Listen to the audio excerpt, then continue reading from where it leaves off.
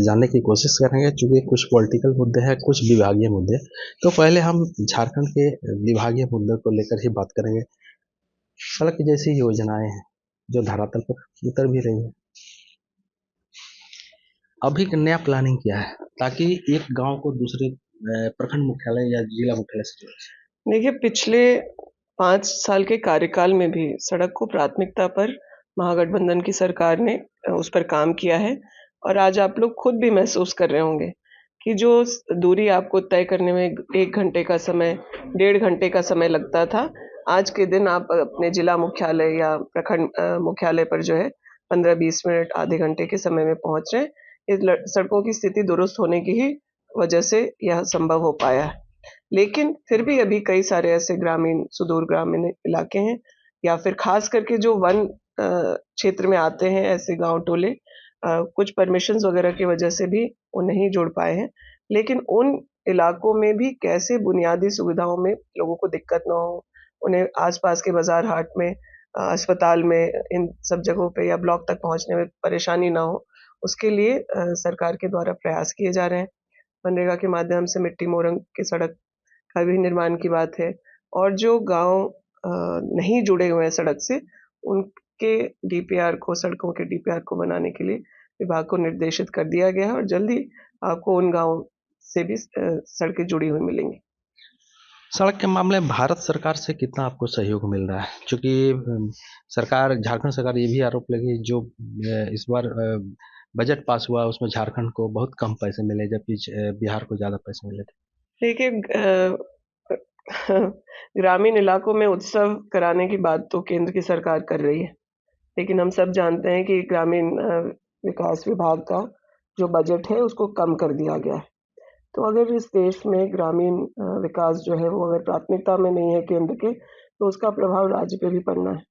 और वैसे भी महागठबंधन की यहाँ सरकार है, तो एक दुर्भावना से काम होता रहा है। आज आप देखिए, कोयले की रॉयल्टी की बात आप करें तो 1,36,000 करोड़ रुपया बकाया है। लेकिन जो सोशल वेलफेयर की स्कीम्स हैं, चाहे वो पानी से जुड़ी चीज़ हो या फिर आवास से जुड़ा हुआ हो, मनरेगा से जुड़ा हुआ, इन सब का भी बकाया केंद्र सरकार के पास आज हज़ारों करोड़ रुपए बकाया है। जल नल का आप लोग जानते हैं 6,500 करोड़ है। अगर हम मनरेगा की बात करें तो 600 करोड़ है। आवास का जोड़ दें तो मुझे लगता है कि 4-5 हज़ार करोड़ के बीच का बकाया सिर्फ़ ग्रामीण विकास विभाग का होगा। सभी विभाग का अगर आप सोशल वेलफेयर की जो स्कीम्स है उसको जोड़ लें जिसमें केंद्र को योगदान करना चाहिए, तो वो भी करीब 1 लाख के आस-पास पहुँच जाएगा। वित्त मंत्री जी एक उस पर रिपोर्ट तैयार करा रहे हैं, हम लोगों को भी उसका ब्यौरा विभाग से जमा करना है।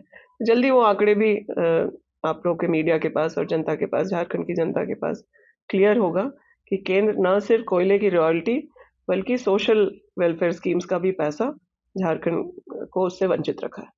झारखंड के वित्त मंत्री राधाकृष्ण किशोर जी भी वित्त मंत्री निर्मला सीतारमण से मिली थी। आश्वासन भी दिया गया है। क्या लगता है कि वो आश्वासन पूरा होगा? राज्य सरकार बार-बार अपने तरफ से पहल कर रही है कि जो हमारा बकाया है वो राशि मिले, ताकि यहाँ के जो ज़रूरी काम है वो ना रुके। अभी हाल में वित्त मंत्री जी मिले। इसके पहले जब गठबंधन की पिछली सरकार थी तब भी माननीय मुख्यमंत्री जी हों, चाहे विभाग के मंत्री आलमगीर आलम जी रहे हों या फिर अभी भी वीडियो कॉन्फ्रेंसिंग से जो मीटिंग हम लोगों ने केंद्र सरकार के साथ किया है, हम लोग अपने हिस्से का पैसा जो झारखंड की जनता के लिए मिलना चाहिए, उस पर लगातार केंद्र से बातचीत कर रहे हैं। लेकिन देखते हैं कि बातचीत से इन समस्याओं का समाधान होगा या फिर कोई आंदोलन का रुख करना पड़ेगा। पॉलिटिकल की बात करें कि अभी जो राज्य में जो 3 राज्यों की जो चुनाव हुई, कांग्रेस को शिकस्त मिली है। लेकिन अध्यक्ष जी जो है, एक सभी मंत्री को टास्क दिए हैं कि जनता दरबार लगवाएँ, लोगों के साथ समन्वय स्थापित करें, उनकी समस्याओं को जानें और प्रत्येक माह जो है रिपोर्ट दें। देखिए, जो आज हम लोग किसी भी विभाग के मंत्री बने हैं या विधायक चुन कर के आए हैं, उसमें पार्टी का बहुत बड़ा योगदान है और कांग्रेस की जो आला कमान है, हम लोगों की हाल में मुलाकात हुई, हम लोग धन्यवाद ज्ञापन करने गए थे। लेकिन हम लोगों को भी यह निर्देश दे के किया गया और मुझे लगता है ये बहुत सराहनीय पहल है कि ना सिर्फ़ टास्क दिया जा रहा है, बल्कि अगर किसी काम को करने में किसी तरह की का सहयोग चाहिए, कोई जानकारी चाहिए, किसी प्रकार का रिसर्च, और इन सब चीज़ों पर भी राहुल जी ने हम लोगों को ये मदद का आश्वासन दिया है कि राज्य को अच्छे से चलाने में विभाग का काम से झारखंड के जनता का हित हो, उसके लिए केंद्र पूरी तरह से जो हमारा आला कमान है वो सहयोग करेगा, और टास्क मिलना ही चाहिए, सबके काम का आकलन होना चाहिए। जो अच्छा परफ़ॉर्म कर रहे हैं उनको सराहा भी जाता है, और कहीं अगर कोई कमी रहेगी तो पार्टी उसमें सुधार के भी प्रयास करेगी। क्या लगता है कि इसका लाभ बिहार चुनाव में आने वाले दिनों में मिलेगा? देखिए, बगल का राज्य है, और बिहार से ही अलग होकर के आए हम लोगों के कई चीज़ें मिलती भी हैं, और अगर हम लोग को बिहार में भी टास्क दिया जाएगा तो हम लोग अपने तरफ से प्रयास करेंगे।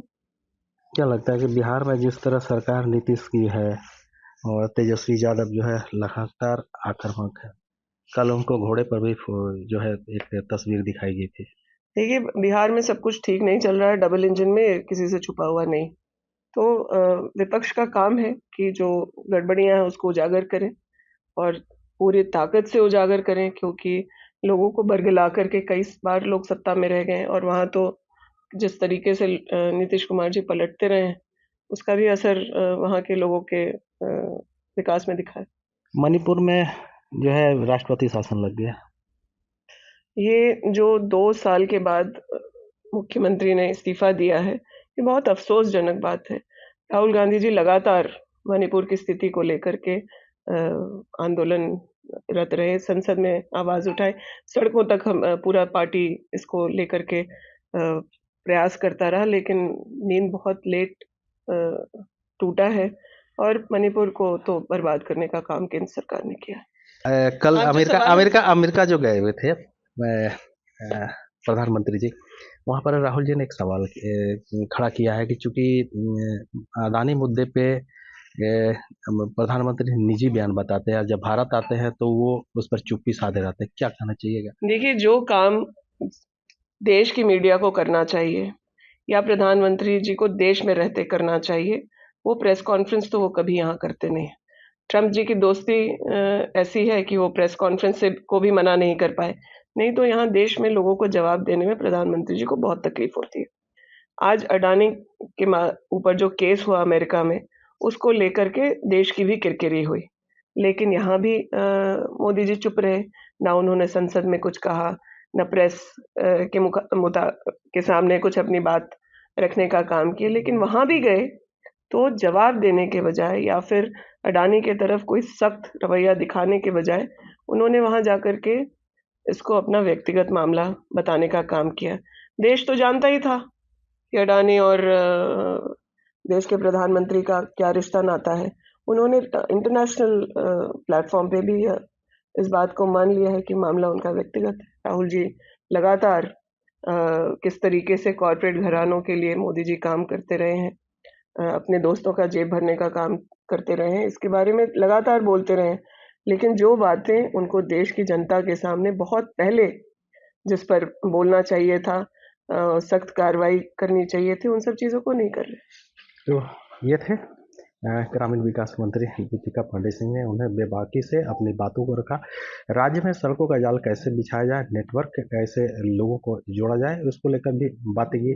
रही बात मोदी जी के लेकर और बिहार चुनाव को लेकर, तो उन्होंने कहा कि आने वाले दिनों में जो टास्क शीर्ष स्तर के नेताओं से मिलेंगे उसे जरूर हम पूरा करेंगे। जहां तक बात है मोदी को लेकर और अडानी को लेकर, उनके संबंधों को लेकर भी उन्होंने कहा कि ये हो नहीं सकता है कि जो कि अपनी निजी राय विदेश में बताए और यहाँ आकर प्रेस मीडिया के सामने कुछ भी ना बोले। आने वाला अब देखना यह है कि आने वाले दिनों में क्या यहाँ अडानी और मोदी के रिश्तों को लेकर कांग्रेस कितनी मुखर होती, ये तो देखने वाली बात हुई है। दुमका से विकास प्रसाद शाह, एबीपी न्यूज़।